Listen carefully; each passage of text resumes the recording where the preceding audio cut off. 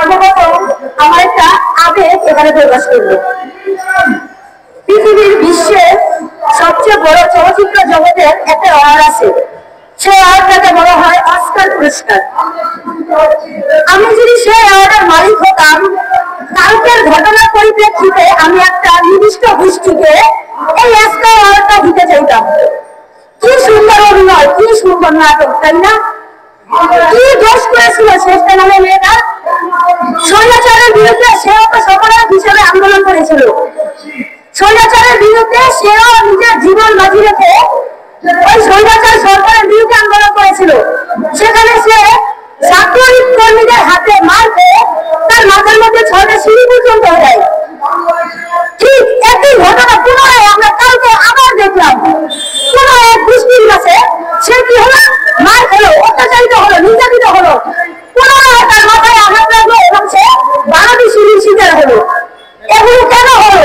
এর জবাব চাই আমরা। আমাদের দেশে সংখ্যালঘু সংখ্যালঘু সংখ্যালঘু তারা নির্যাতিত নয়, আমরা তো সংখ্যালঘু মনে করি না।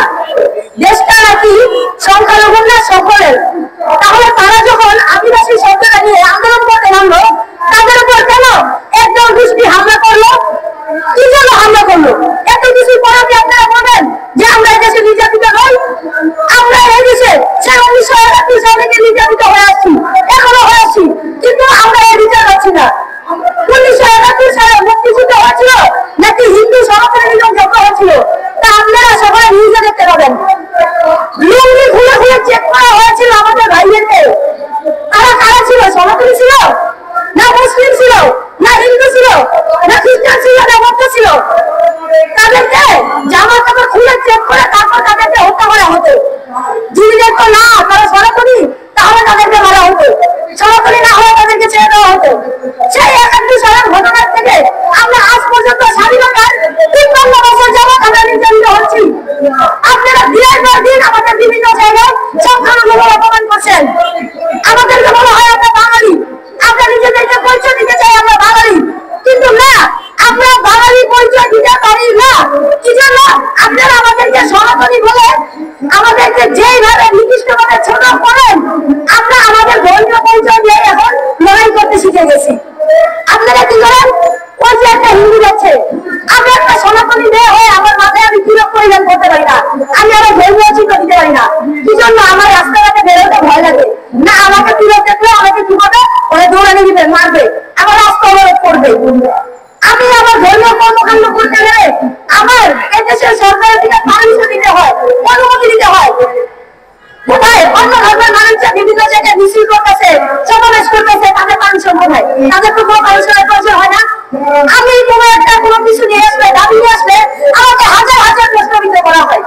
অন্য কোনো ধর্মের লোক যখন নাকি দাবি নিয়ে আসে তাদেরকে প্রশ্নবিদ্ধ করা হয় না, তাদের উপর হামলা হয় না। আমি আমার দাবির জন্য সমাবেশে যাওয়ার সময় আমাকে রাস্তায় ধরে পিটানো হয়, অন্য ধর্মের লোককে তো পিটানো হয় না। আমার রাস্তা অবরোধ করে জিজ্ঞাসা করা হয়, এরপর যেতেছ কেন, যেতেছ কি জন্য যেতেছ, এত আন্দোলন কিসের, এত সমাবেশ কিসের? আমাদের উপর হামলা করে, আবার নাটক করে আমরা নাকি তাদেরকে মেরে পাঠিয়ে দিচ্ছি। সকল ঘটনাকে কি করে তারা নাটকের রূপ দিয়ে তারা মুভি করে দিচ্ছে, সিনেমার জগৎ তৈরি করে দিচ্ছে আমাদের জন্য।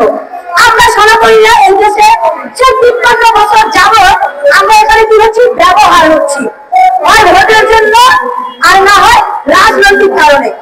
ধরে নিলাম সরকারের রিপোর্ট অনুযায়ী আমাদের উপর যে হামলা হচ্ছে তা রাজনৈতিক হামলা, তাহলে বিচার কোথায়?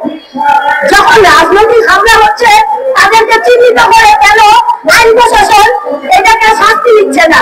সরকার কেন এই বিচার করছে না? কেন তাদেরকে ডাকছে না? সরকার আমাদেরকে আশা দিল যে তোমাদের আত্মহত্যা আমরা মেনে নেব।